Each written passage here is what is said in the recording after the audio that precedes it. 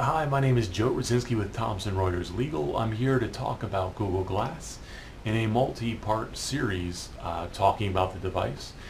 So today, I wanted to talk about Google Glass as it pertains to law firms and how they could best utilize a new piece of technology like this. As attorneys within the law firm, what might make the most sense? I mean, some of this is hypothetical, but quite honestly, these are a fascinating piece of technology. I mean, it's like having your cell phone but in your eye, and it's taking it to that next step. Wearable media is definitely coming down the pike. 3 to 5 years, I believe that we'll all have some sort of form of this type of thing. It might be, a little bit nicer looking. Not necessarily this version, but something maybe smaller. I can see it being smaller. But we'll see what happens with that. So one of the thought leaders in this is a guy based in California, and his name is Mitch Jackson. He's come up with some pretty creative ideas about how best to use this at a law firm, how attorneys could potentially use this. And I wanted to briefly mention a few of those and talk about some of the ideas that I had about it as well. So one of the ideas that he had was that this makes a great deal of sense for handing it off to your clients. So you have a whole bunch of private information that's for you and your client. You store it on here and you hand it over when it's less expensive, hand it over to your customer, your client, and they'll be able to hopefully get all of that privately. They'll be able to understand it, see it, review it, all within their own confines. It's a real secure way of keeping something for them so they can review it and understand it a little bit better. That was one thought. Another thought was picking a jury. You're not sure necessarily who might be the best. You have some information about them, but a lot of it comes down to interacting with them, getting a sense, reading them.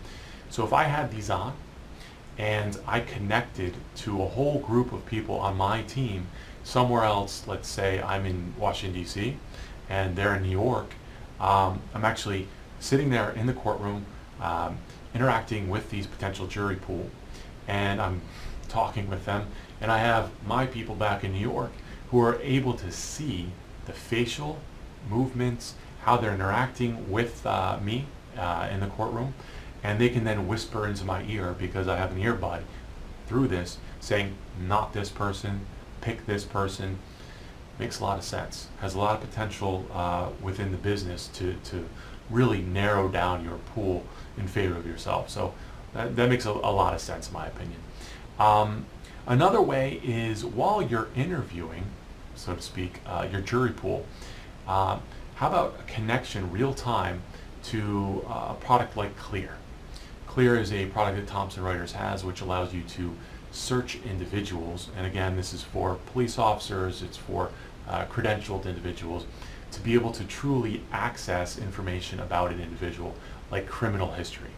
So as you ask a juror, hey, are you a felon? And they say no, real time you'd be able to search on the individual's name, where they're from, and find out whether or not they have a criminal background. And if they do, obviously they'd be excused. So that's another thought. There's also the ability to, and this is a little bit different, when I'm presenting to my clients, let's say it's a PowerPoint presentation, I can actually have this on, and instead of a clicker or moving around the room and touch the side and swipe, it makes it a little more fluid. So that's another thought of how you could potentially use this. Yeah, I mean, so there's a definite potential to use this type of technology in some form in the future at a law firm. I think there's a great deal of opportunity with it. Now it's a matter of building out those apps to be able to do so. And so another thought that I had, if you were to, you have to go to a court case. Let's say I'm in DC again, I'm flying into Atlanta, I need to visit the courthouse.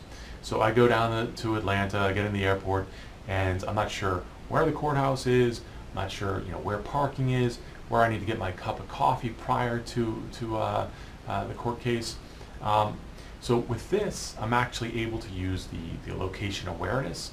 So it'll tell me where it is, it'll give me the navigation to get there, it'll help me on the way find the coffee, help me find the parking that I need to find close by. All of that happens in real time through the Google Glass right now. So that's actually current. You'd be able to do that right now with it. Kind of a neat functionality in my opinion.